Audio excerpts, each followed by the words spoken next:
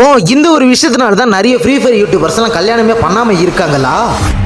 அப்படிதான் கொஞ்சம் மாசத்துக்கு முன்னாடி டெவலப்மெண்ட் ப்ரோ நம்மளோட நரிக்குட்டம் கேமர்ஸ் ஒரு யூடியூபர் கூட இல்ல நம்மளோட நரிக்குட்டம் கேமர்ஸ் ஒரு யூடியூபர் நம்மளோட டெவலப்மெண்ட் ப்ரோ கூட ரேங்க் புஷ் பண்ணிருப்பாரு. அதுவும் லைவ்ல.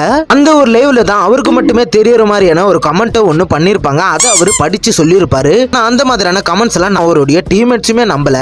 டெவலப்மெண்ட் ப்ரோ ஒரே ஒரு வார்த்தை தான் ஒன்னு சொல்லுவாரு. எல்லாருமே ஆஃப் ஆயிடுவாங்க. அப்படி அந்த வார்த்தை என்னன்னா, ப்ரோ எப்படி ப்ரோ டெவலப்மெண்ட் ப்ரோவே உங்ககிட்ட வந்து ரேங்க் புஷ் பண்ண சொல்றாருன்னா உங்களோட கேம் பிளே பத்தி எனக்கு தெரியும் ப்ரோ. அவங்க கிடக்குறாங்க ப்ரோ. நீங்க டெவலப்மெண்ட் ப்ரோக்கு ரேங்க் புஷ் பண்ணி கொடுங்க.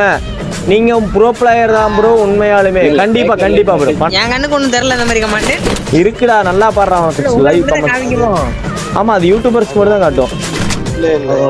யார் பொண்டாட்டி பத்தினியோ ஆமா யார் பொண்டாட்டி பத்தினியோ அவங்க